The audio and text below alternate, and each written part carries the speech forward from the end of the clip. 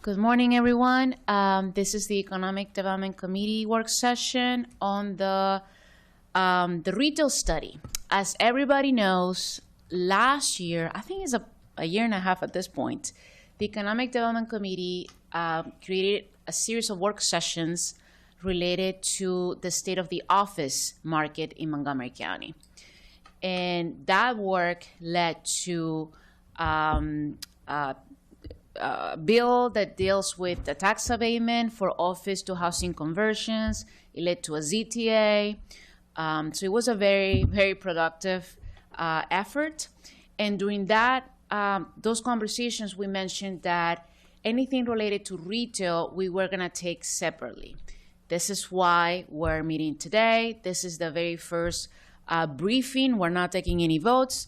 It's a briefing on the state of retail in Montgomery County, and I'm very happy that we have a diversity of stakeholders here today, from the planning department to the county executives team from the Small Business Center to the Chamber of Commerce, landlords.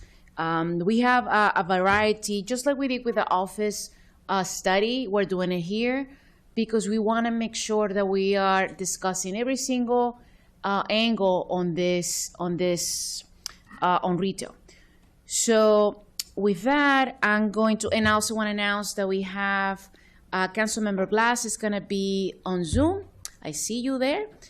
He's a little bit feeling under the weather, but we got you. And with that, I'm going to ask council staff to kick us off, and then we're going to have the panelists present, and after that, as always, we're going to open up the Q&A. Okay, so Mr. Balalalik, if you can, please go ahead. Thank you. Good morning. Yeah, just a teaser trailer for today's briefing, which will cover a variety of topics related to retail. The purpose is really just to convene such a different group of people to have a public dialogue about retail, hear about trends that are important for the council to know about, and explore some of the issues and ways that the county can either address issues or continue to support the retail sector.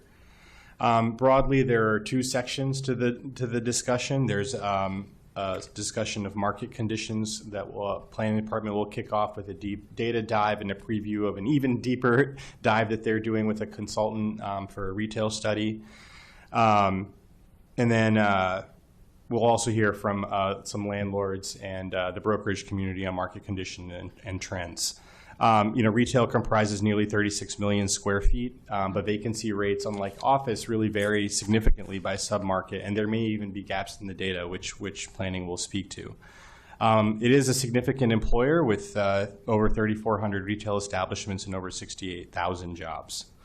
Some of the trends that have come out of the research that we did over the past couple of months with all of these stakeholders revealed a few high-level trends which all the stakeholders will speak to, but among the key ones are that new retail development is slow, tends to come as part of mixed-use community, but depending on the market, tenant demand is very high. And of course, this market, the Montgomery County, DC region in general, has a very strong basis for retail in general. There's also now the increasing trend of redevelopment of outdated properties. Some types of properties are just becoming sort of defunct, big box stores, things like that. And a lot of shopping centers that may have been designed to an older standard are being upgraded or could potentially use some support to get them to be upgraded and potentially increase the vibrancy of the retail sector. Obviously, technology is having a big impact on retail in terms of layouts, sizes of buildings, the employment impacts. And these things are changing the way that landlords are thinking about leases, but also the way they're designing their retail spaces. And so we'll hear a little bit about that. But despite the strength of the local economy, there's also some local challenges in terms of changes to the federal workforce and policies related to that, and of course immigration enforcement, which some representatives from the business community will speak to as well. Then the discussion will pivot to county support that currently exists. So the Business Center and the county executives team can provide an overview of what the Business Center does. They're obviously out in the community and have a lot of relationships with retail businesses. And they're also going to preview a draft of a guide that they're putting out for small retail businesses called Launch Your Dream in MoCo, a creative guide to starting a retail business. And it also responds to one of the main things that we had heard as part of our outreach, which was that small businesses in particular could use help with leases. And so this guide really supports that. Beyond that, as we sort of mentioned in the beginning, this is an opportunity to explore the possibility of future work sessions. This is just the first.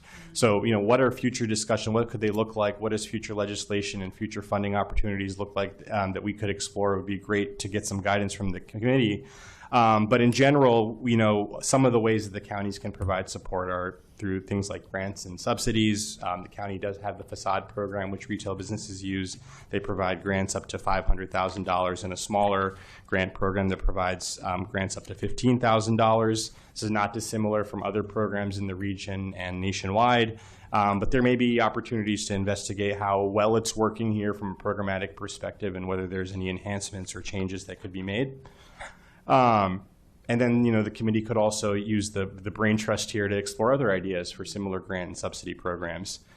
More broadly, maybe a longer-term discussion, there are opportunities to think about development incentives and strategic investments that help, increase the supply of retail, but also, attract investment. So, making major infrastructure improvements or having programs that partner with developers to provide certain infrastructure improvements that enhance retail but also meet county goals. That's not specific necessarily to retail, but these are all things that ultimately lift the tide of the retail economy also. That is just, like I said, the teaser trailer of all the various topics that came out of 2 months of research and discussions with all these panelists, and I'll turn it over to them now to get into the weeds and hopefully bear a fruitful discussion. Thank you so much, and bless you. So before we continue very quickly, I just want to recognize the Maryland Women's Business Center and the Latino Economic Development Center. They're here in the back of the room. Thank you so much for coming, and they're going to be available in case anybody has any questions. And also a shout out, really, to one of the things that we did to put this panel together. There was a lot of work behind the scenes. We had a meeting with different chambers and business owners, and including the Black Collective. Ms. Kim Jones was part of this group of people who helped us put this together. And one of them had an idea of having a guide, just like we have a guide for people who want to open a restaurant, the Recipe for Success guide that we worked on. We want to have the same thing in the retail area. So that idea came out of these different meetings, and we immediately contacted the county executives team through Mr. Ken Harmon and Nadia, and they say yes right away. I know you're going to be speaking about it, but I just wanted to emphasize that the idea came out of the community, out of the business community, who really thought that this was a good idea to have, and I know we'll talk about it later on. With that, we can start from your left. Thank you. Good morning. For the record, Carrie McCarthy, Division Chief of Research and Strategic Projects at Montgomery Planning. Next slide. Sorry, it's the size here. It's too big. It's a pleasure to be here this morning to talk about one of my favorite topics. Prior to joining the commission, I was a consultant and worked on retail market studies all over the country. So it's always fun to look at what's happening in this area. We tend to, in research, tend to fly at the 30,000 foot level. So I'll present some high level trend data, and it's exciting to share this table with a group of panelists who are in the weeds on the topic. So I'll give some national highlights, a few local highlights, and talk about the study we have underway to update our 2017 retail market study. Next slide. So why are we here? Retail is a really important sector of the economy. It's the driver of commerce. You know, our economic and social system is built around trade. We all need to buy stuff. In addition, retail is an important sector for entrepreneurship and employment. It provides ways for people to start small businesses. It provides low-skilled entry-level jobs. And including on the business side, even franchising is an important component of retail. It's not just about individual businesses that have one location. And lastly, particularly from the planning side, you know, retail makes communities lovable in addition to livable. People have their neighborhood market, their neighborhood restaurant. It's a private sector vehicle for supporting social connections, and it's a really key component of a complete community that we're trying to plan more around per the directives in Thrive. Next slide. So on a national level, this graph shows consumer sentiment data from the University of Michigan.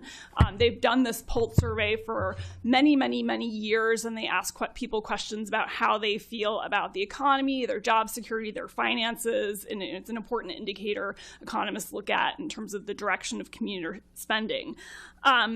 And as you can see, it was really pretty stable up until 2020, and then we've been on quite a roller coaster ride since there, where there's been a lot of volatility, and the overall people's feeling of well-being about the economy has not recovered from the pandemic. And as people know, how you feel affects how you spend. Next slide. And so consumers are still spending, but cautiously. This is national data on real personal consumption. It's adjusted for inflation. It's all household spending. It gives kind of a high-level directional indicator of how people are spending money. And it's interesting to see just the dramatic drop-off we had in 2020, where it really fell with the pandemic. Since then, it's recovered. It's grown. There's been a little bit of a pullback in the beginning of 2025. But not quite as much as people thought would happen. And the uncertainty around federal policy, around tariffs, people are saying in the industry that they haven't been implemented as quickly as people expected, but they're coming. Larger businesses have been able to eat the costs, but they're not going to be able to do that forever, and it will hit smaller businesses faster. So there's still a lot of uncertainty. Next slide. This graph shows e-commerce as a percentage of total sales, again, on a national basis. And another really interesting trend from 2020, it spiked, and then it backed off a little bit, but we're kind of back up to the 2020 levels where it's about 16%, 17% of total sales. And e-commerce is really changing how retailers use their space, how they think about space, how they interact with their customer.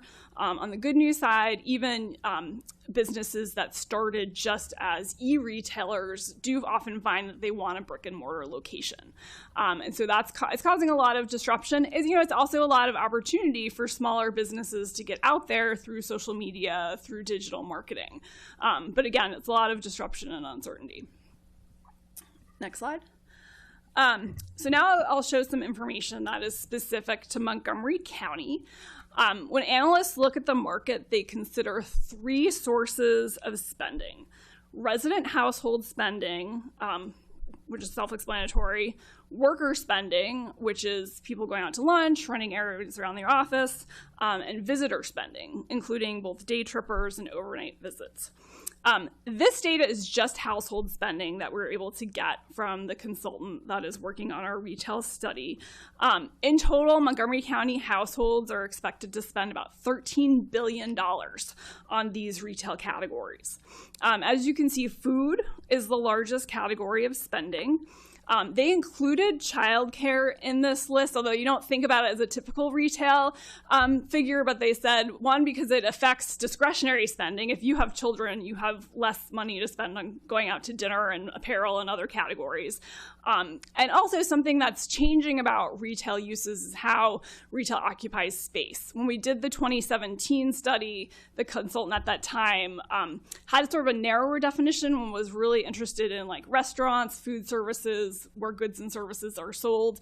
But as we've seen since, a lot of other places like childcare can be a good occupier of ground floor retail space. Health clinics, One Medical is expanding, and some of those health clinics, labs are actually good retail users because people come in for their doctor's appointment and then leave and run other errands on the way. So again, the market's changing how we think about what is a retail user. Interesting, all these categories have grown except education and reading, which has declined. There have been national surveys that I saw recently that people are reading less. So it's interesting if it's a trend or if it's a substitution effect where because people are spending more money on food, they are spending less money on education and reading.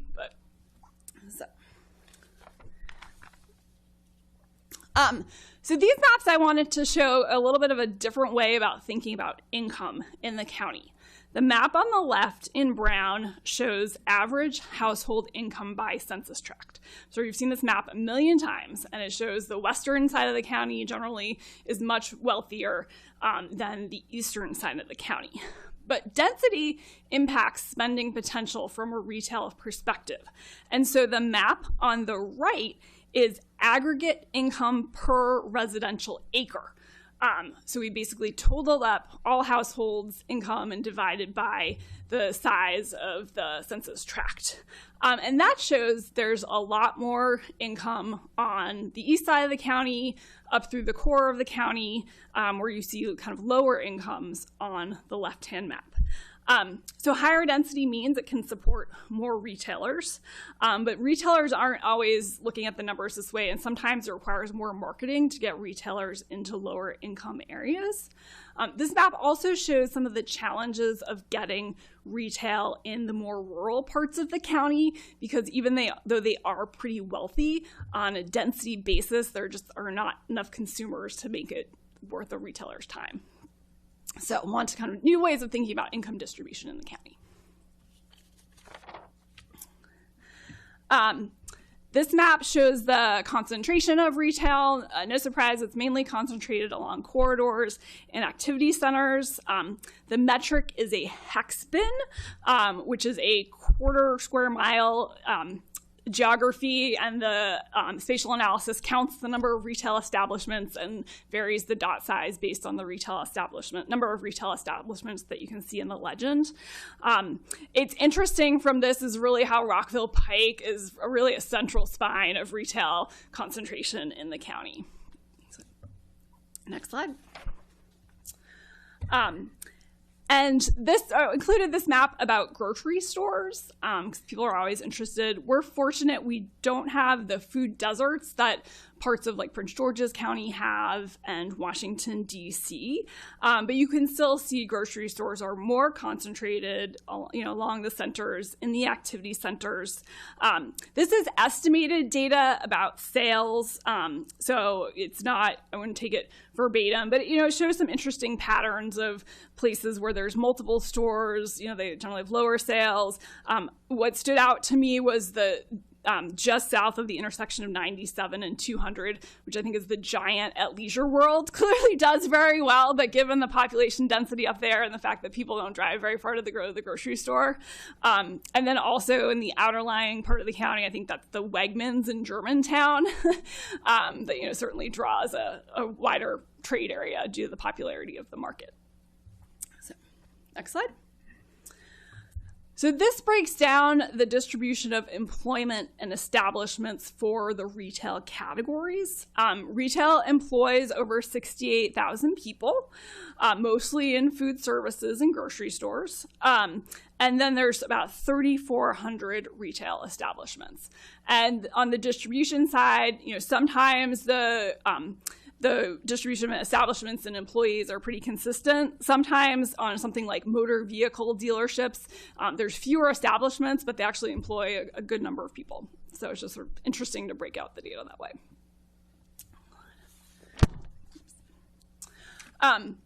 But employment in retail is concentrated in small businesses. Overall, retailers comprise 13% of total businesses in the county.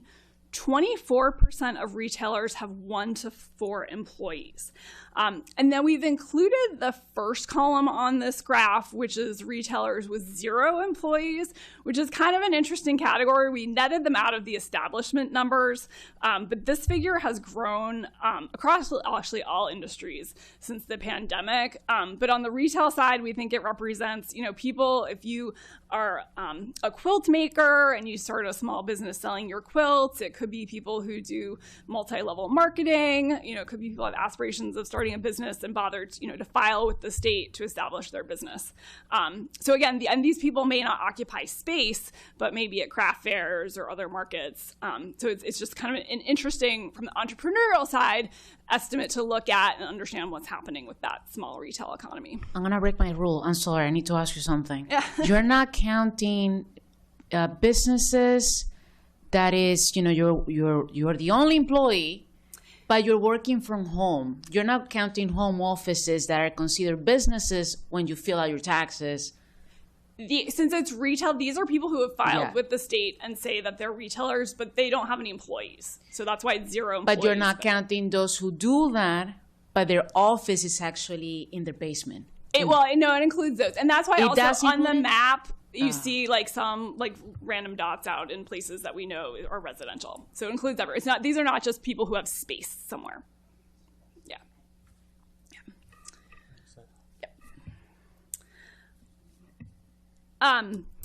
So now we're going to get into some data about the physical aspects of retail. This provides an overview of the market. As Blas said, there's about 36 million square feet of space. My takeaway from these high-level numbers is that the market is stable but softening. Vacancy has gone up a little bit. Rents are also still going up. A big challenge is the lack of new space. Next slide. This is some CoStar data that breaks down rents and vacancies by submarket. As Bilal mentioned in the report, it aggregates a little oddly. So let's go to the next slide, which I think is a much better representation of what's happening. Retail, it really needs to be analyzed at a submarket, a neighborhood level, and the benefit of people who work in the industry is they spend more time scrubbing the data and understand, what space is actually for lease, what went in, what went out. And so this report is from a retail broker in DC, Doctor and Alexander. Unfortunately, it's very DC focused and they don't have places like Germantown and Wheaton. But it kind of gives you some more indicators of one, Chevy Chase is Friendship Heights, and that has 30% vacancy. And that area has been challenged for a while. We've known about that. The other takeaways from this are that places with closer to residential areas and more mixed-use district seem to be doing better. As you can see, downtown DC we know has really suffered. That's what the central business district is, with 21% vacancy. But overall, Bethesda Row is doing really well. Silver Spring and Rockville Pike are at about 7-9% vacancy. Generally 5 to 10% is what you see. You really want to see 5% or lower to encourage new retail development. So that's a little challenging. Another nice feature of this report is the addition of shadow vacancy. And those are spaces that are for lease but may not be on the market yet. A tenant may have closed and it's not listed. A tenant may be there but leaving. And so it's part of the more informal circulation of space at this point. And so it's helpful to know when there's a lot of shadow space, it could be a sign of more vacancy coming.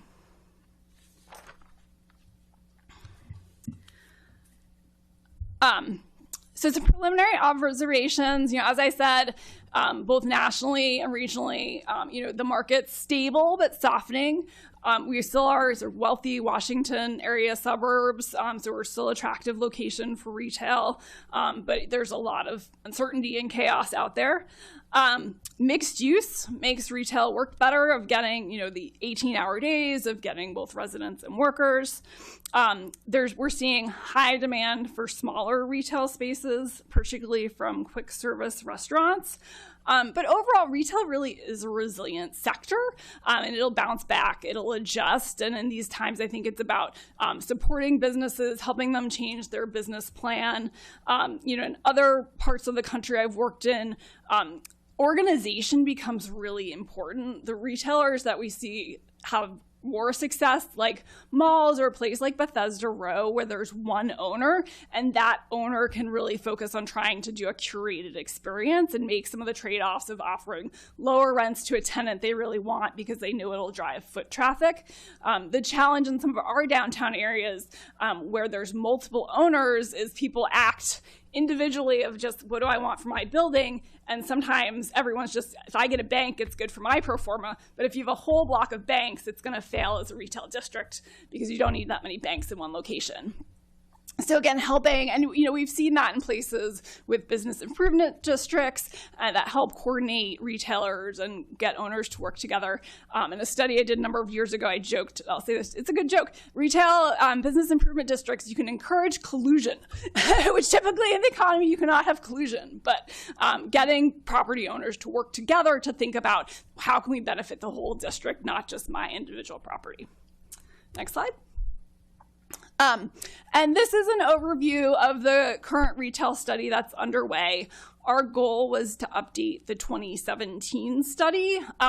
Since the market's changed, wanted to look at how the key areas of e-commerce and particularly how third places and how to support retail that provides social gathering space were faring. We're working with a consultant. We're just getting started, but they've been really fabulous so far. And just, it's a Riddle company and the ESI out of Philadelphia, and they're in the market all the time, and it provided great insights.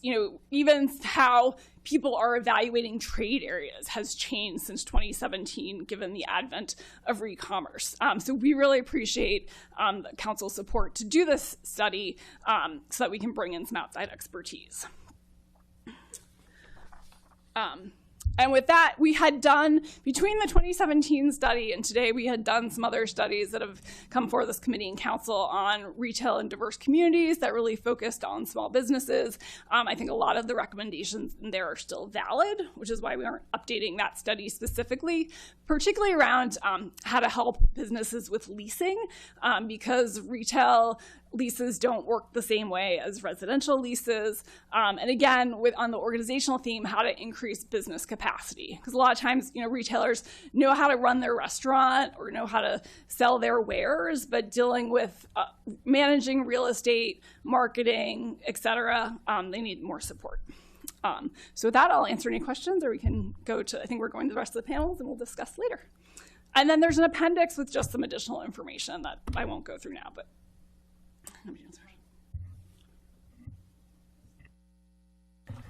Thank you so much. We can go down the road and we're holding questions until the end.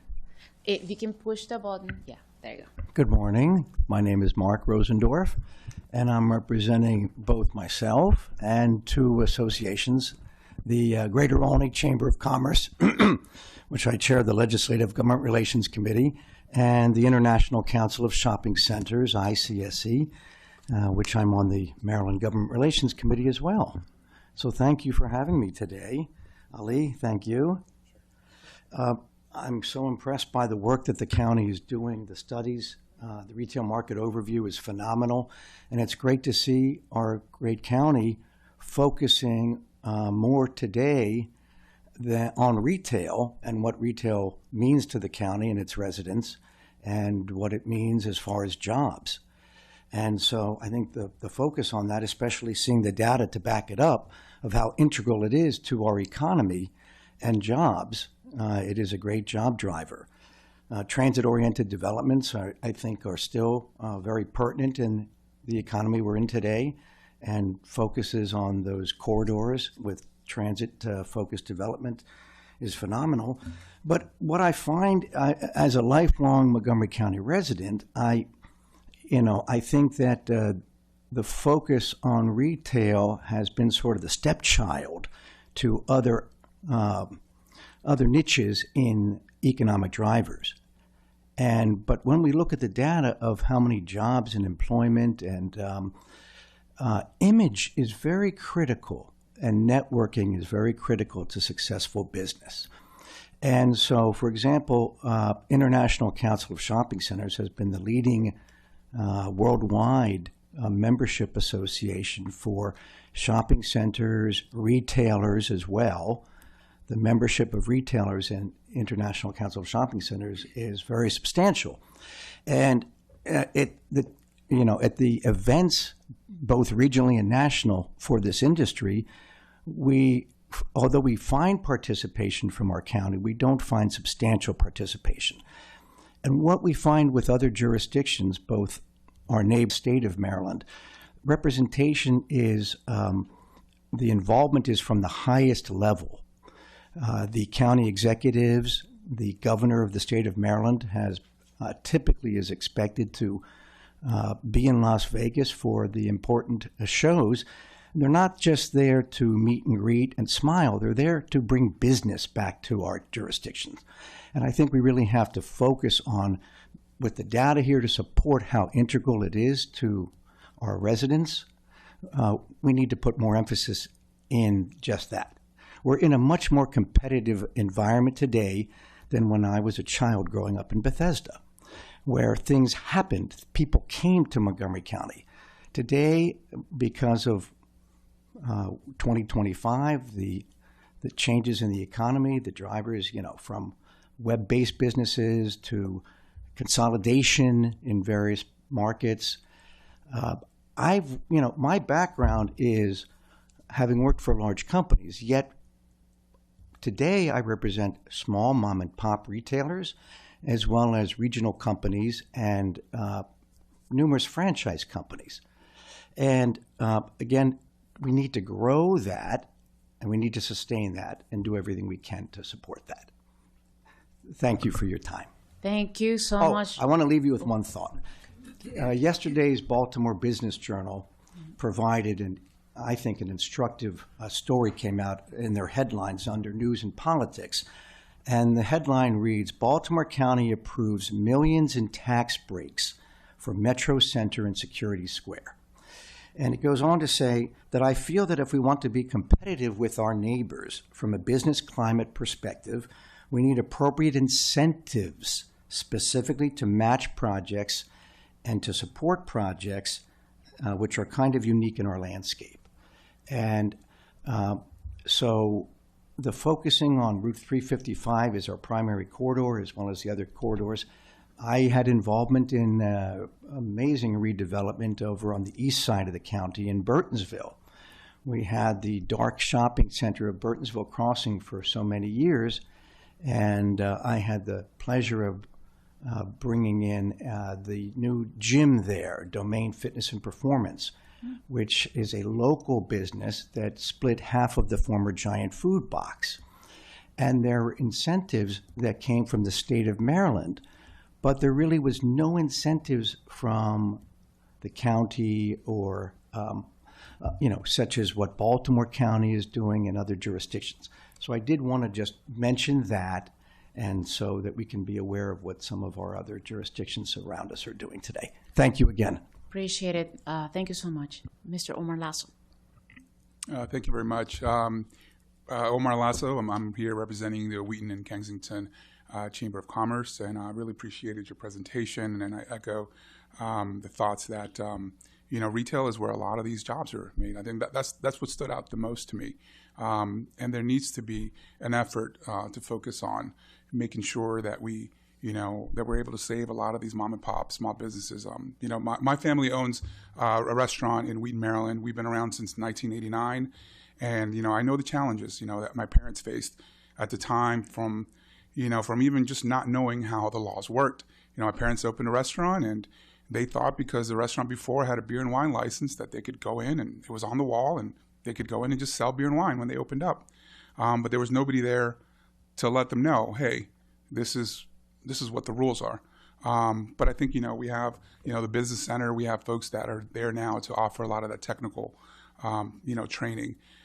Speaking on behalf of, the Wheaton area, Wheaton and Kensington area, we have a large concentration of retail, large concentration of small business, large concentration of immigrant-owned businesses. And it's something that when you want to talk about generational wealth, that's where it comes from. My parents came from El Salvador in 1989 with, without a dollar. And while they came in the early 70s, that's when we opened the restaurant in 89, and they were able to build that wealth. So what I'm seeing right now in retail, I own a restaurant and I own a hair salon in DC as well. And it's something that, at least in this area, in the Wheaton and Kensington area, we're very much part of, there's a huge immigrant population, but there's also huge federal, worker, employee population. And we're seeing those folks not coming out. And this is not just the restaurants, it's all together. And the immigrant community is very afraid to come out as well. And the thing with that is the immigrant community and specifically in Wheaton, the Latino community, they don't just go to Latino restaurants. They go to eat pho, they go to eat Chinese food, they go to KFC, they go to IHOP. And that's what we're seeing right now. And I'm also part of the Montgomery County Latino Restaurant Association. And I've been asking my restaurant owners, how are your sales compared to a year ago? And I'm getting 30% down, 25% down. And part of it is for me as a business owner, it's just been a perfect storm. Even right now, what we're in right now with the federal shutdown, people are not going out. The few people that were going out, all of a sudden are not going out. And that affects not just the federal employees, but people that clean the office buildings, people that mow the lawns for these buildings, people that do maintenance. So we're seeing that. We're seeing costs of goods that have yet to come back down, and it's opposite. They're coming back up. We had price of beef go up $3 a pound, which equals over $2,000 increase for me in 1 month, just because the price of beef went up.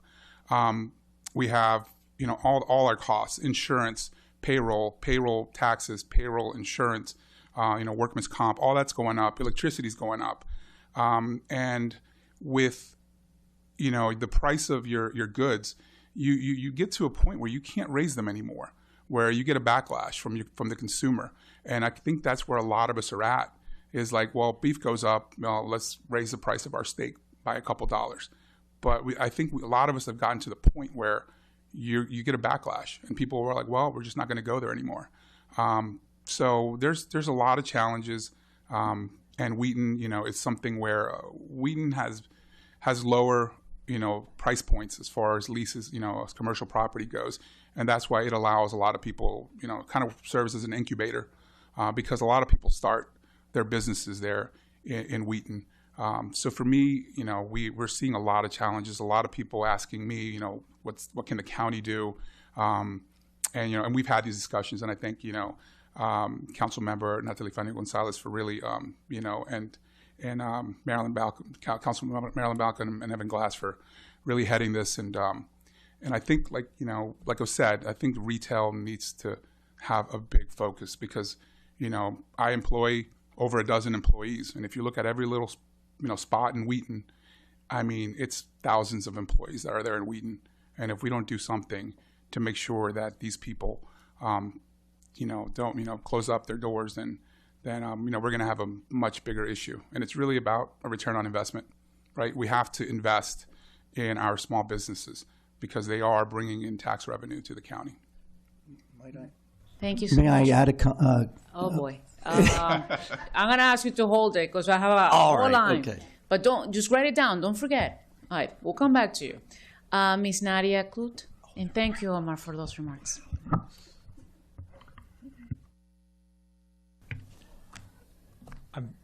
Nadia, I'll go first. Nadia will follow. I'm Ken Hartman Espada, Assistant Chief Administrative Officer, and I want to thank the committee for holding this important work session on such an important sector of our economy. It is both thriving in some places, not doing well in others, and the economic conditions of the day are not helping. We in county government, council and the executive all share a priority to make sure that we're working with our businesses to help to, at the least, not add to the risk that every business owner takes when they start a business, and at the best, support and help reduce the risk through, and my colleague Nadia Klute will talk about the services of the Small Business Center and the Small Business Support Services, NDA, which, again, the council has so generously funded. This is a coordinated effort that we all, and priority for all of us. Just yesterday, Nadia and I met with our regional service center directors and our local chambers to talk about all the different touch points with our local business community, to talk about where we're succeeding, where we need assistance, where we can collaborate together on, because there are lots of different moving pieces that make a business district successful and make businesses successful. Some of them Carrie McCarthy touched on in her comments. We have big landlords with multiple properties, and there's a saying that supermarkets want to go in a center with complementary uses. They want everything to work well and gel together at the center they're located. But it's not true in, say, urban centers where you have multiple tiny property owners that are owned and managed by a son-in-law here and a trust there, where whoever comes in and pays the rent is who they take. There are strategies we can employ to help address that, some of which have waxed and waned over the decades.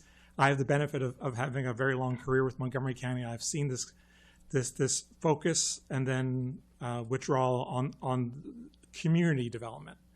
We are building our capacity to recruit big strategic industries to come to Montgomery County. We do a lot of work individually with businesses through the business center, through the regional service centers, through your offices, to work with individual needs. And there's very few people in the middle focused on that shopping center or focused on that smaller business center. And this is something that was raised by one of the chamber representatives yesterday, that there's a collective need to start focusing on these smaller business centers. One of the things we've done as a county, thank you again for funding the business district grants and the emerging placemaking district grants. We are focused on areas that we were never focused on before, like Germantown, like Long Branch, the Pike, Rockville Pike, and other places, because the focus of those grants is to create these local organizations. They may be a main street, they may become a bid, they may become an urban district, that are focused on the health of that area. How do we make these business centers attractive destinations? How do we fill vacancies with pop-up uses, work with landlords on attraction, and hold the events that draw people in? Those are very important for us. One of the things that we'll talk about more in the coming months is this focus on community development. When I started as a regional director in 2008, 2 of our regional centers had dedicated people focused on community development, doing that sort of small E economic development work. Now, we do have the benefit of having a person like that in East County who has done remarkable work, and this administration, this council have done remarkable work filling those vacancies in Burtonsville Shopping Center, for example, and spurring economic development in our shopping centers. We could do more. It's just a matter of how do we do that? How do we work? And how do we partner to make that happen? The last thing I want to touch on before I turn to Nadia to talk about the wonderful work of the Business Center is this year, for the first time that any of us can remember, the county executive went to the ICSC conference in Las Vegas. He attended many meetings, a number of meetings with owners, shopping center owners arranged by MCEDC, and we participated in meetings with the state. The ICSC is an amazing opportunity to really touch base with the bigger shopping center owners who have a national focus and talking up how the market here in Montgomery County for investment. But I'll leave it with that, and I'll turn it to my colleague Nadia Kloot. Good morning, Nadia Kloot, Business Center Manager. I appreciate Councilmember Natalie Finney-Gonzalez and Councilmember Marilyn Balcom to give us the opportunity to further share information about, and Councilmember Glass, to share the information that we have been collecting through the Business Center. As you guys know, the Business Center, one of the industry focus is retail businesses. So with that being said, through the $1.7 million under the Small Business Support Services, we had allocated $1.4 million that has gone through a wide variety of organizations, including some of the ones that are here today. The Latino Economic Development Center, the Women's Business Center, Maryland Small Business Development Center, which have been focusing on providing a lot of the technical assistance. Through LEDC, we do have a legal clinic, and they provide guidance and assistance to business owners who are navigating that and need assistance when it comes to drafting a lease agreement, reviewing, and providing feedback. While it does not provide representation itself for business owners, it does provide a certain level of guidance through that. At the same time, it has been said that a lot of these businesses in the retail industry need the marketing support through the Maryland Small Business Development Center and their sister organization, which is the Maryland Business Opportunity Center. They can be assigned to a marketing business consultant that can work with them on a one-on-one basis. When it comes to retail, we have also been working with the Women's Business Center heavily. We currently have an active contract, which is to provide and elaborate a retail guide program. Right now, they are on the finishing stages to be able to run a pilot program, and I'm happy to have Karen from the Women's Business Center come and give a quick overview as to where we're at. But we have been in communication because considering they have the retail incubator here within the Rockville area, that is a great resource for a lot of businesses to be able to utilize such resources here in the county. With that being said, as you guys know, when we were going through the budget process, that we wanted to allocate some funds for an open solicitation to identify what are the gaps of services that some of our resource partners might not be covering, that some of the businesses are sharing that they need additional help and support. So with that being said, we're hoping through that open solicitation that we plan on launching within the next couple of weeks, that we will include some of that retail support component. So I think it has to start with education. I think business owners need to begin to get educated more as to what are the typical lease terms and conditions, what are some of the elements that they should be seeing in a lease agreement, what are the things that they need to be looked for, and that also partner up with a legal representation, legal assistance, where they could meet with a lawyer, and then they can provide further guidance and assistance. The exact same way, I do think there is a need of more of a detailed, hands-on, one-on-one marketing guidance and assistance. Some of these businesses that have been established for many years in the county might not have a website, might not have local presence, might not have Shopify. So they need a little more of that hand-holding experience, and that's something that we're hoping to identify through this open solicitation.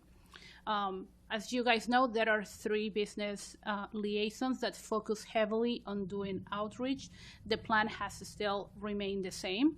The liaisons through the meeting that we have this week have shared some of the concern that the panelists have shared today, which is they are seeing a decline on sales. And a lot of the input that we are getting, it has to do with the recent climate change on the federal government, as well as some of the immigration concerns. So that is something that we're closely trying to connect with them, connecting them with their different resource partners to make sure that they maximize the marketing assistance that they could provide for their businesses.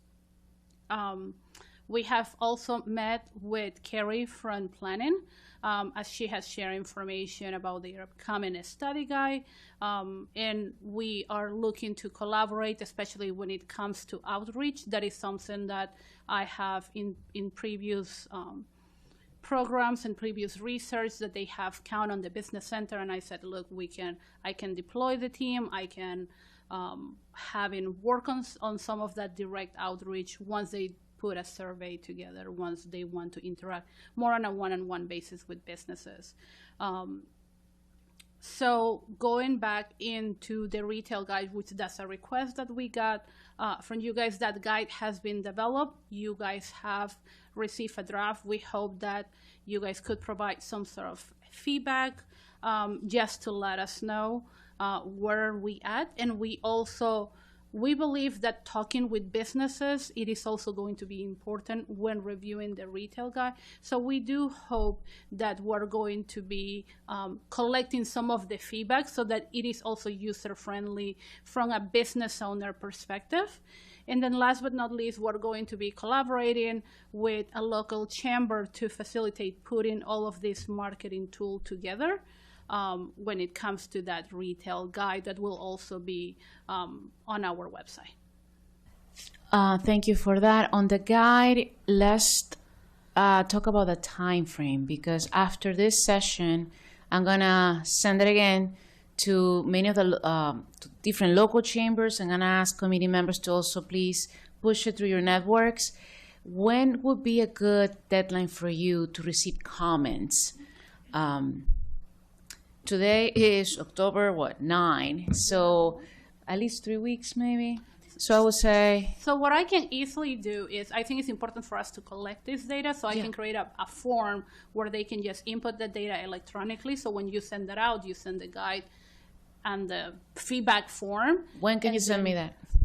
Tomorrow. Tomorrow. So, and then we can give, until 3 the weeks? end of this month. Okay, that's and about then 3 that weeks. give us enough time too. Okay. I do want to thank Angela Franco with the Montgomery County Chamber for stepping up and offering to assist us with the development of this guide and working with the local chambers in doing so. Beautiful. We have actually quite a few people have offered help, which is amazing, and this is what we're trying to do. And the fact that the county executives team is working with the planning department on retail, collaboration, that's how we should be moving forward, and that's another positive thing. Before we go to the next panelist, I'm gonna ask Federal Realty that it's online, Mr. Jeff Sharp, to please, if he can come in now. He's still on, right? We see you. Great. Yeah, go ahead. Yeah, good morning, ladies and gentlemen. Thank you for having me this morning. I apologize I couldn't be there in person due to a prior commitment. But just to introduce myself, I'm a Vice President of Development for Federal Realty. For those who don't know us, we were founded in Montgomery County in 1962. We are headquartered at Pike and Rose. We own a good bit of property in the county. I wanted to touch on 3 items this morning.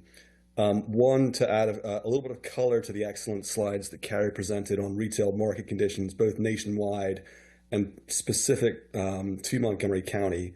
I wanted to touch on a couple regulatory and cost challenges that we face that are, again, specific to Montgomery County in the retail space. And then also to suggest some potential incentives that might help foster economic development in the retail space in the county. So starting out with the retail market context, and many of these points were directly from ICSC, the International Council of Shopping Centers. We're a corporate member. I'm personally a member as well. Great resource. So just starting at the top, retail construction and retail supply nationally remains at a 2-decade low for a variety of reasons. But demand, tenant demand, is at a very high level. This is meant for, and it's particular to markets with robust job creation and strong demographics. This means that in many cases, rents have been going up and vacancy has been going down. But again, that is spotty, and that's very dependent on location and market. And particularly retail properties that lack, great visibility, high traffic counts, and convenient access. That's the sort of trifecta of great retail. Do struggle to attract and retain good tenants at economically meaningful rents. To give you an example of that very specifically, one of the assets that we own on 355 is Federal Plaza. Federal Plaza has frontage both on Rockville Pike and also on the west side on East Jefferson Street. The front side, it ticks all 3 boxes in terms of visibility and access and convenience. Rents there and occupancy levels there remain very high. And then just a couple hundred feet away on the west side, facing East Jefferson Street, same owner, same availability of capital. We've got long-term structural vacancy, north of 50%, and rents are half what they are in 355 on the front side. So you can see there's an example where, same demographics, right? Same property, but just depending on frontage, it has a dramatic effect on the viability of the retail. There's also on top of that just the normal evolution in the marketplace of different retail submarkets. Carrie mentioned Friendship Heights. I sit on the Friendship Heights Alliance, the cross-jurisdictional bid that is between the district and Montgomery County. Indeed, Friendship Heights is very challenged. And that is due, frankly, just to normal competition from places like Tenleytown and downtown Bethesda that has led to that submarket really declining over the past 10 years. And that's just a normal thing that happens in the marketplace. The demise of particular categories of retail tenant and anchor. I think we're all aware of the demise of long-term businesses like Bye Bye Baby, Party City, Lord & Taylor. When that happens, landlords are often forced to redevelop because there may not be a tenant of that size who needs space at a rent that makes any sense to cover things like real estate taxes and insurance and CAM and all those sort of structural costs. And so redevelopment becomes very important, but that can be very challenging for a number of reasons that I'll get into in a moment. Carrie also mentioned the evolution of e-commerce. It's not just e-commerce, but business models for retail tenants continue to evolve across the board for a variety of reasons.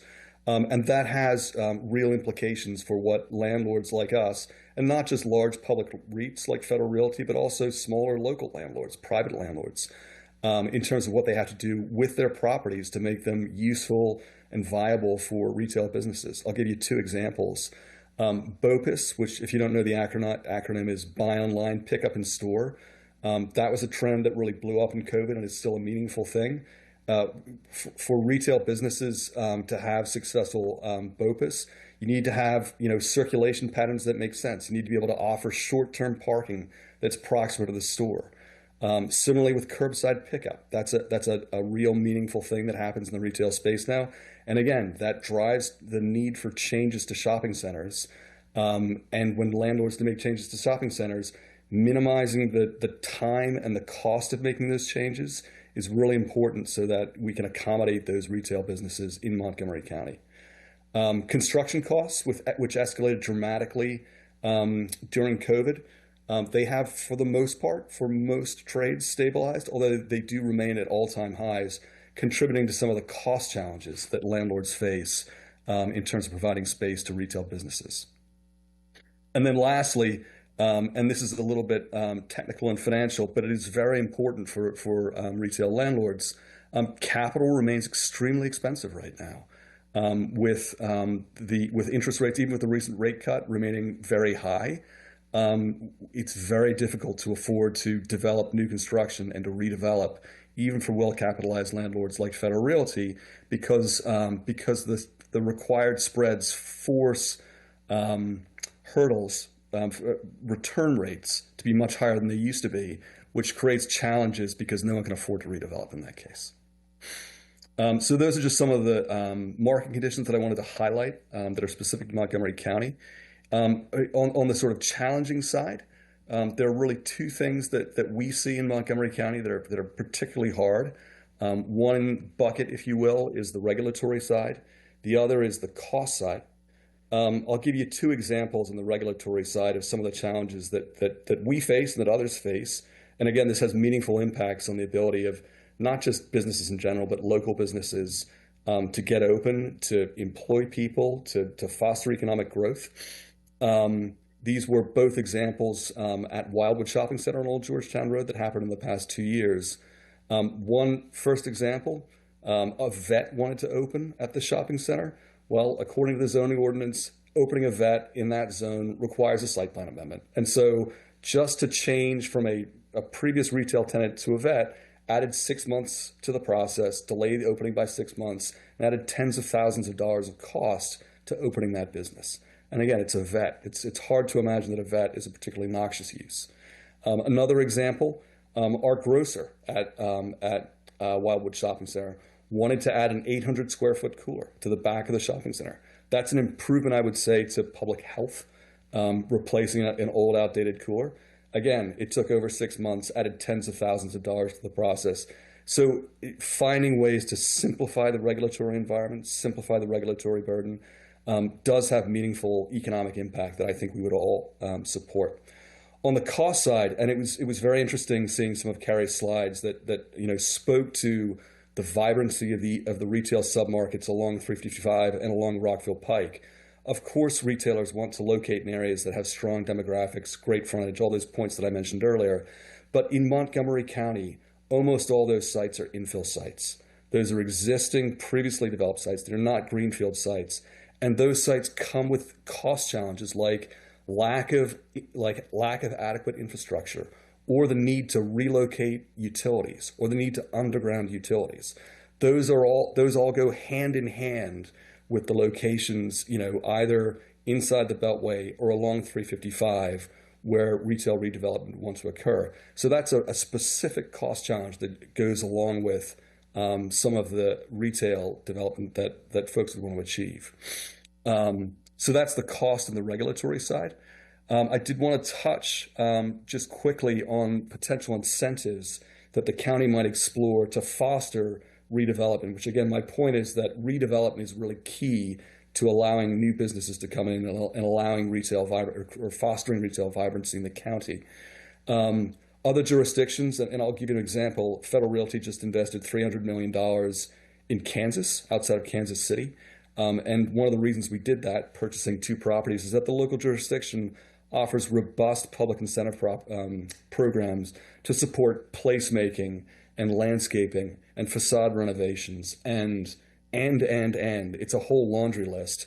And it's not small subsidies, and not to say that any subsidy is bad, but these are 7- and 8-figure subsidies that are being discussed.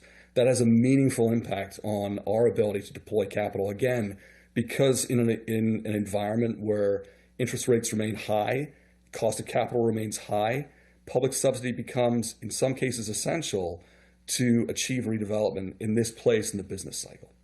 Those incentives could be, like in Kansas, they could be sales tax increment financing.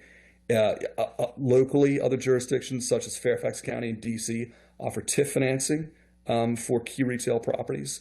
There are pilot programs, community improvement districts, property tax abatements. These are all tools that could be employed to foster retail development and to, if you will, right-size the retail footprint in the county. If the concern around public subsidy is, well, how can you really be eligible? How do you make sure that you don't have bad actors taking advantage of that? With the recent legislation that was passed around office to residential conversion, that property tax abatement is predicated upon a certain level of vacancy in a building. One could do the same thing with a retail property and say, if a retail property is vacant at a certain level for a certain period of time, perhaps there are public subsidies that could come into play to help redevelopment and, again, take vacant retail offline when it's not economically viable. And again, in terms of the specific cost challenges, those subsidies could be used for very specific improvements such as utility relocations, undergrounding, landscaping, open space, parks, lighting, the laundry list of things that I think we would all want to see in Montgomery County.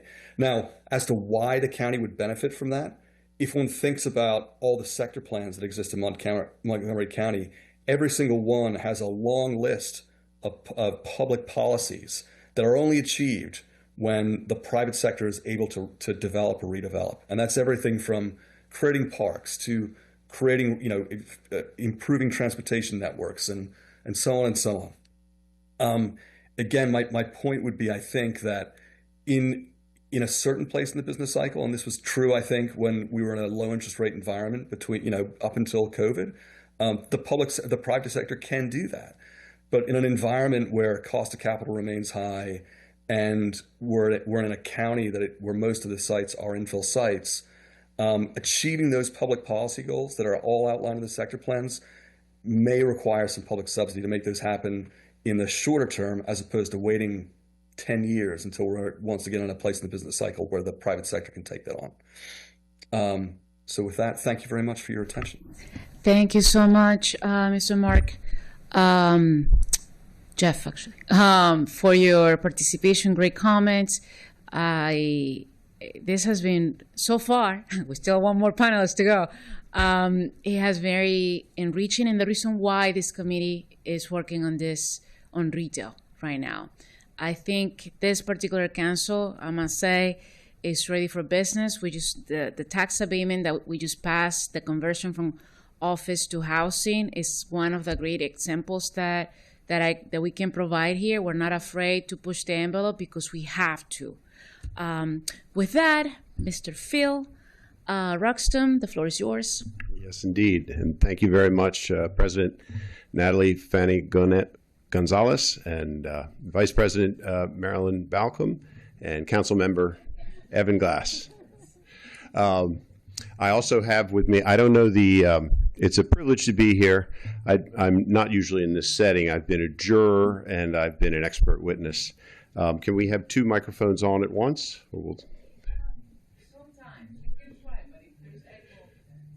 Okay. Well, I also have with me Veronica Kamara, also a principal with KL&B. I'm a principal with KL&B retail brokers in Maryland, Virginia, Pennsylvania, and on, D.C.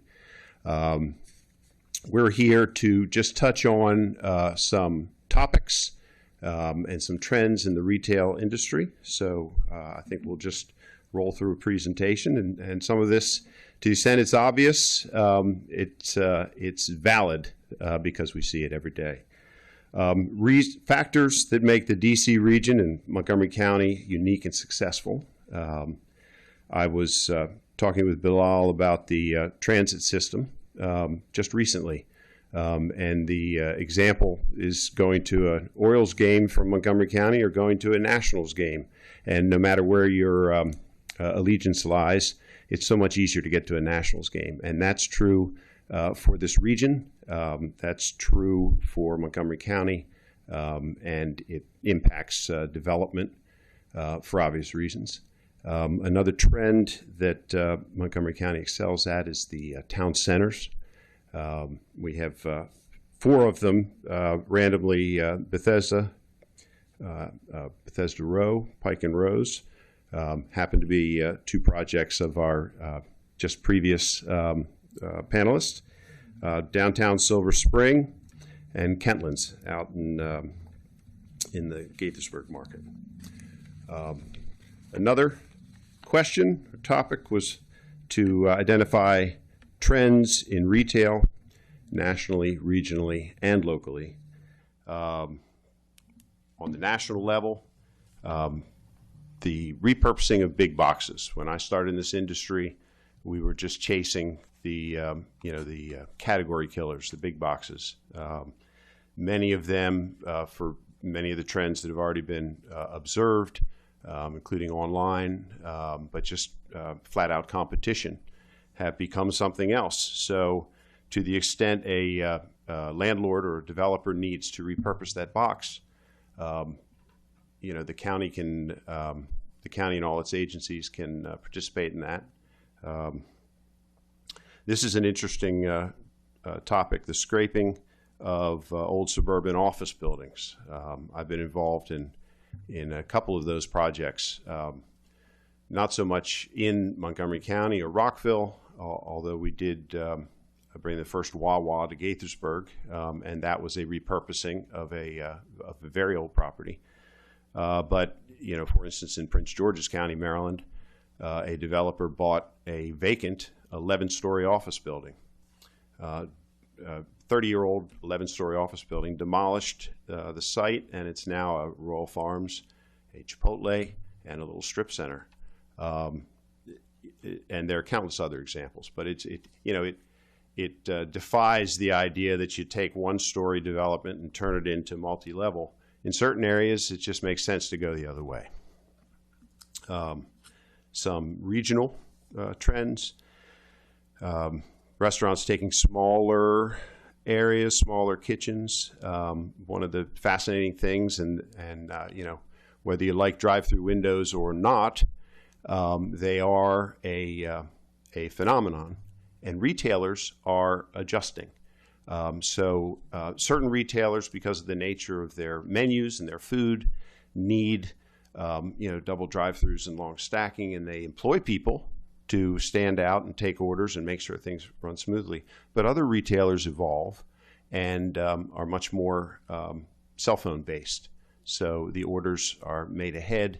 The drive-through window, if it's necessary, only needs a few lines of stacking, or you have the parking spaces and, you know, the food's brought out.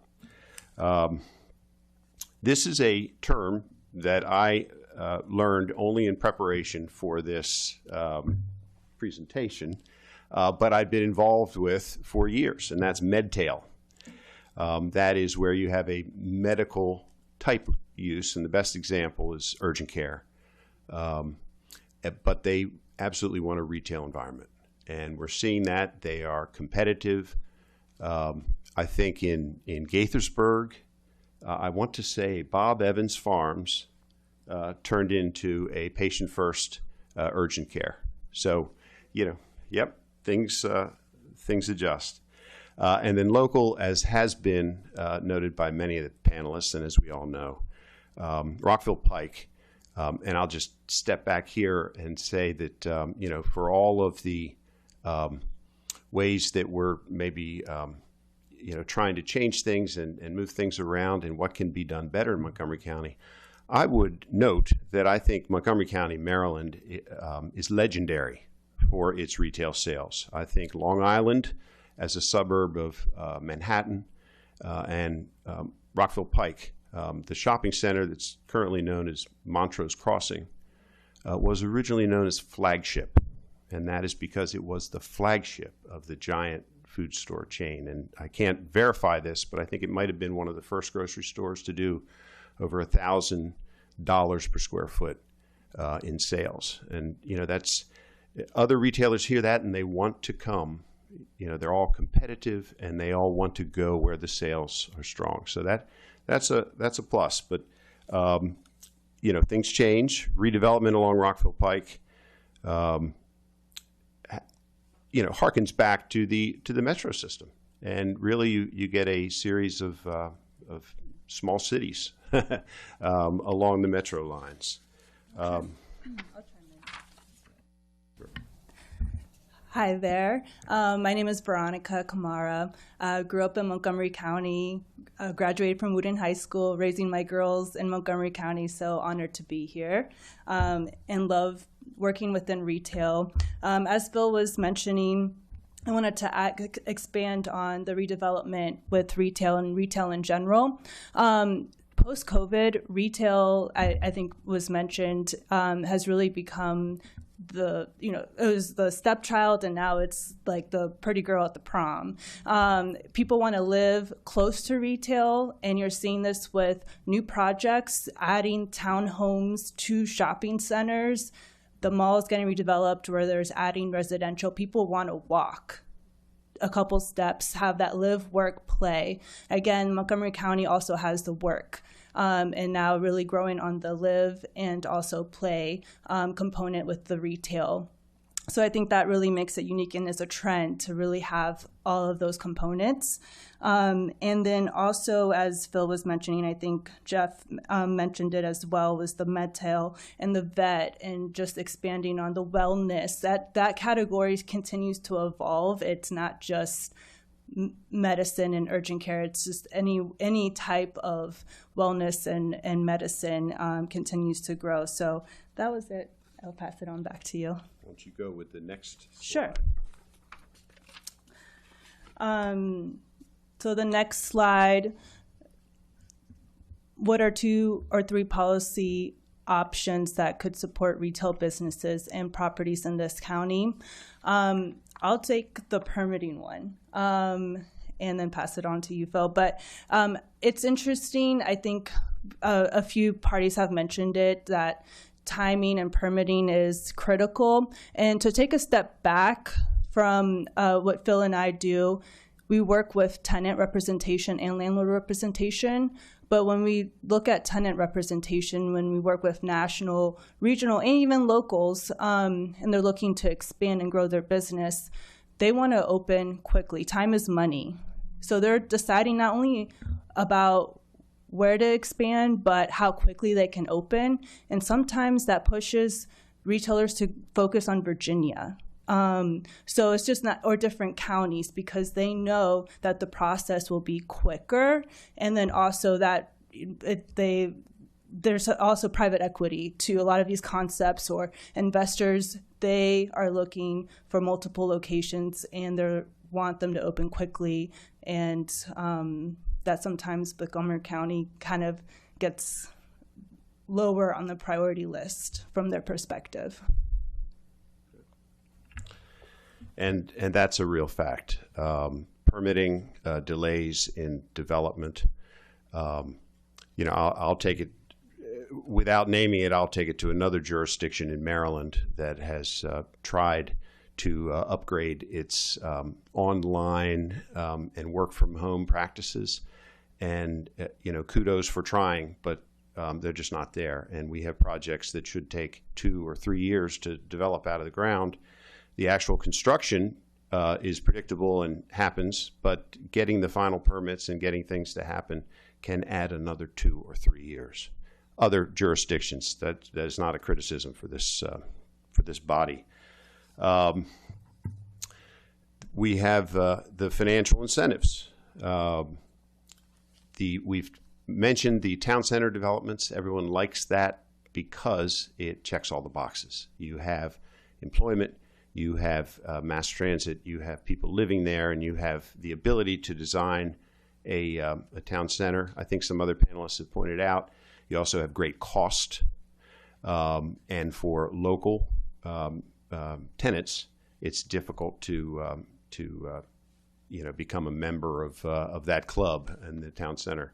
But by the same token, new development in general, when a new shopping center is built, the costs are just high. And if we want to incentivize the locals and the startups, there needs to be some consideration of that. And then innovations from retail businesses and properties adapting to the county's policy landscape. I love this one. I think I recognize that slide. Use of public space in the public realm.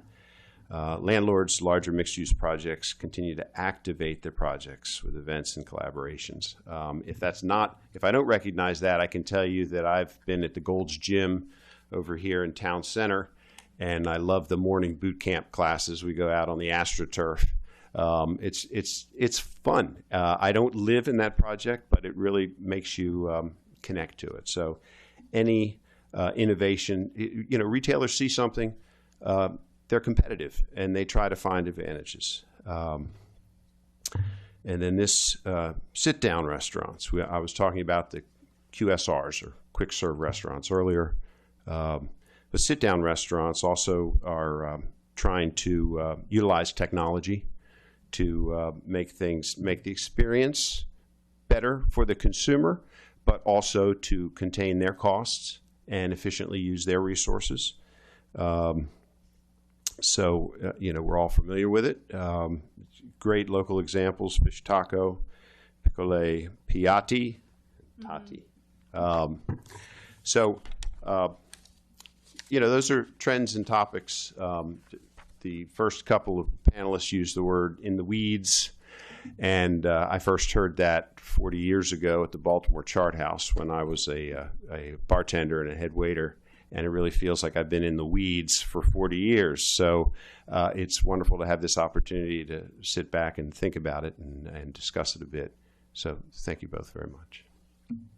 Thank you so much. This was wonderful, very productive.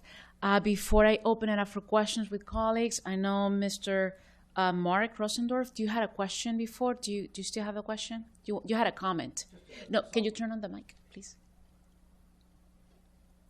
Thank you. Thank you very much. Yeah. I just wanted to sort of supplement things that Jeff touched on, Phil, and everyone at the panel, and that is competitiveness. That's very important. It looks like that retail has, at this point, received a primary focus, an important focus. But I wanted to leave this as a case study. We've worked in multiple jurisdictions in the county and in the state. The city of Laurel, Maryland, the city of Rockville have provided grant funds to retailers to attract them to their properties. And to at least, I'm unaware of any grant monies to retail tenants to incentivize them, from move grants to facade grants.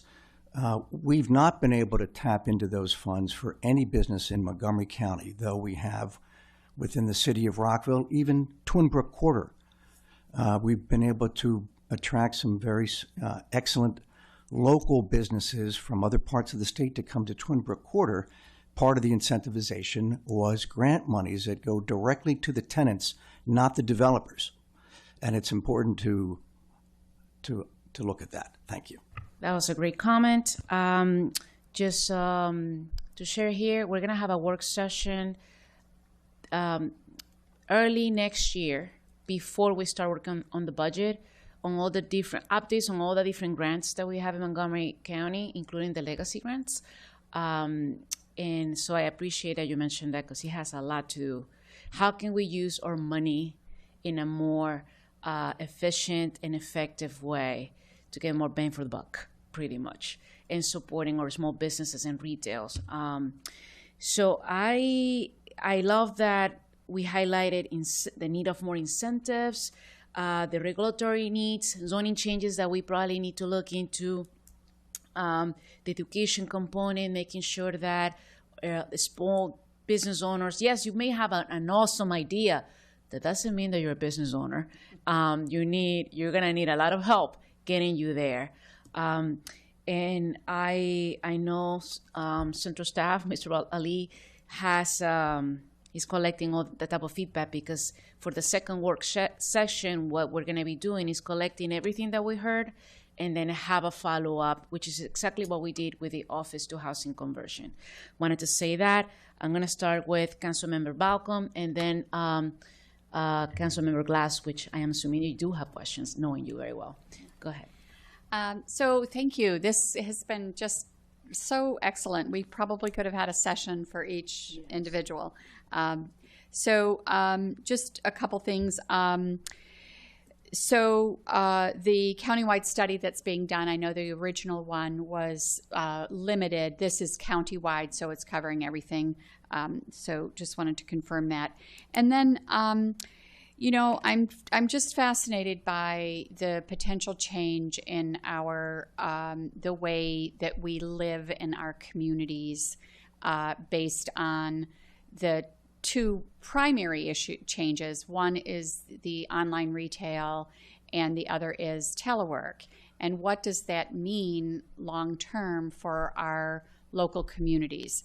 And I think that we're in this really grand social experiment that we don't quite know where we're going to end up. And so I think that the data is really, really important. So to that end,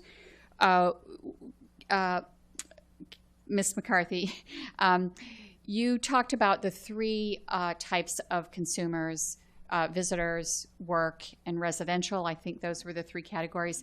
And we focused on the residential, and that looked that retail is stable. What about the work consumers? Did you take a look at that?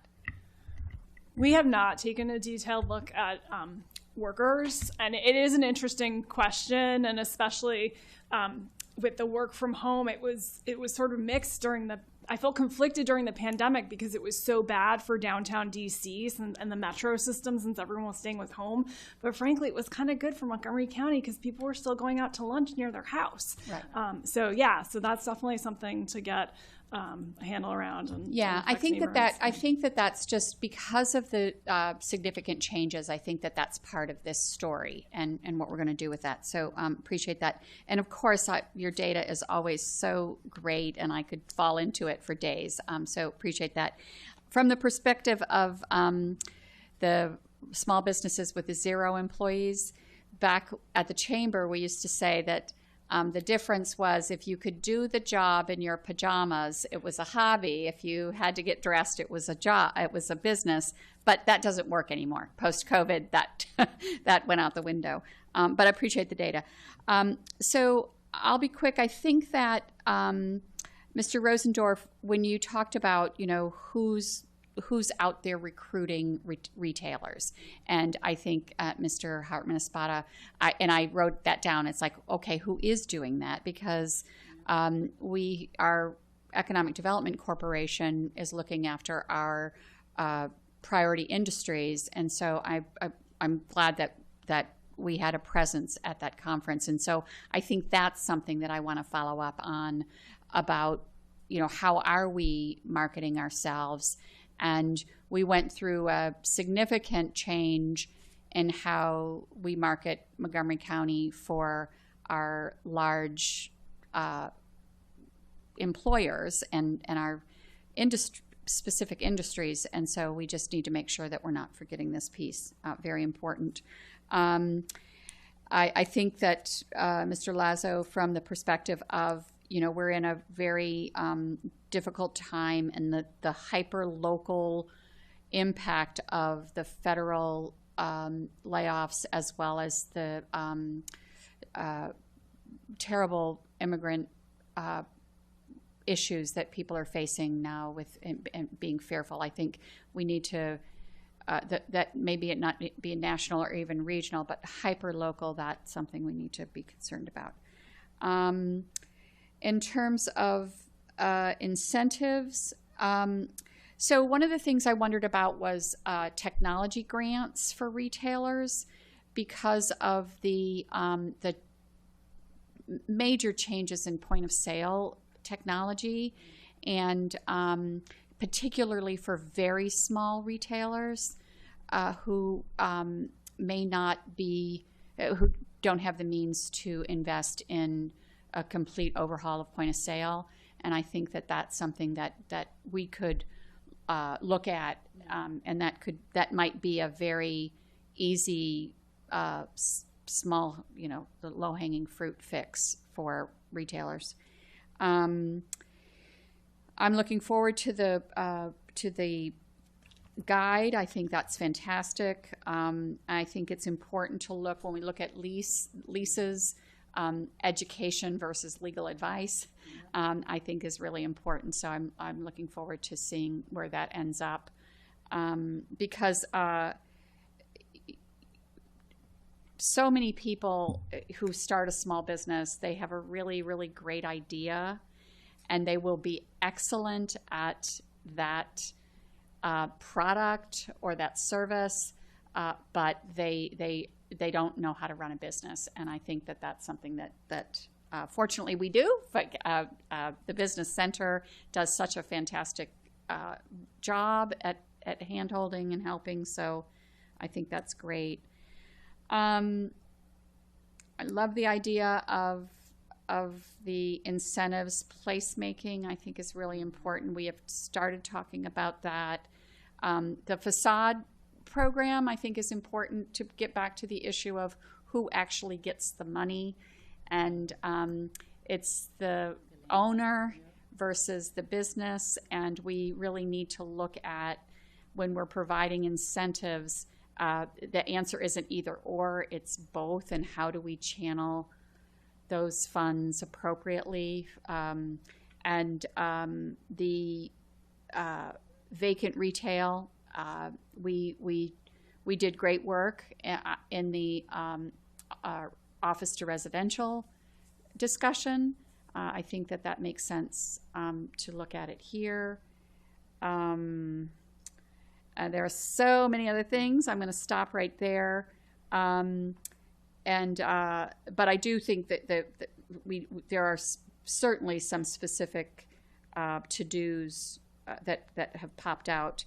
And the permitting, of course, is the issue of, time is money, and people starting a business need to know, how long is it going to take and how much is it going to cost. I think is really important, particularly when we look at retail for anybody leasing a space.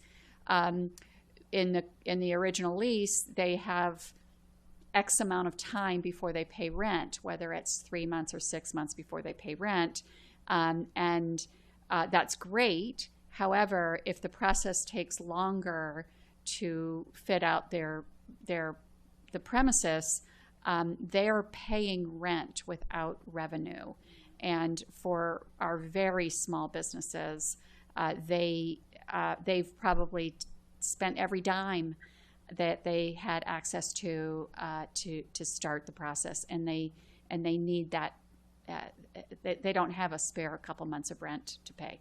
So thank you to the chair for this so excellent, and for the panel. It's really, and for Mr. Ali for the work that went into this panel. Thank you. Thank you so much. Before I ask Councilmember Glass to speak, two very quick issues or points after I heard Councilmember Balcom's comments, great comments, by the way. As we look into, because the way this is going to work is that we're going to compile a list of issues that were raised here. We're putting a report, and then we share that with our stakeholders so we can still gather ideas from folks who may not have been here or who we have talked to in the last 2 months, but they just had an idea after hearing all of you. So I want to say that. The idea of the grants for technology that Councilmember Balcom mentioned, I love it. I just want to make sure that as that idea moves forward, it must be attached with cybersecurity training. Or small businesses, even government agencies, by the way. We got hacked like 2 weeks ago, the Department of Transportation, the State of Maryland Department of Transportation, 2 weeks ago. And I bet you it was human error.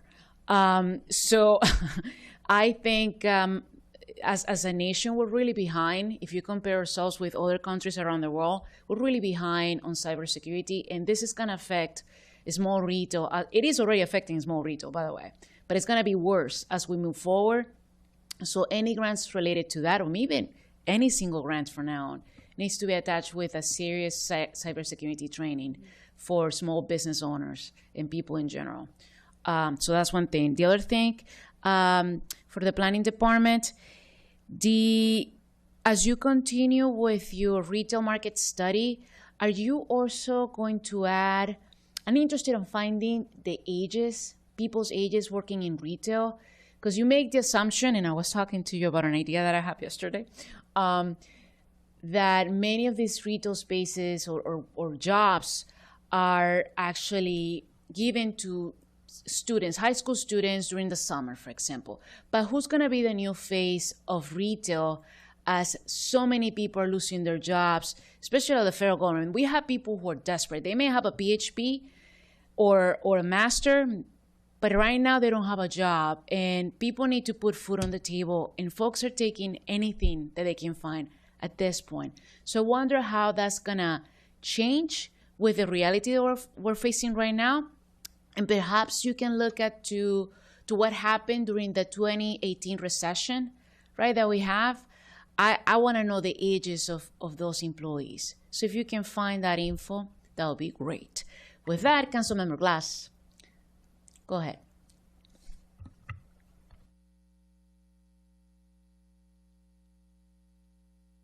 There we go.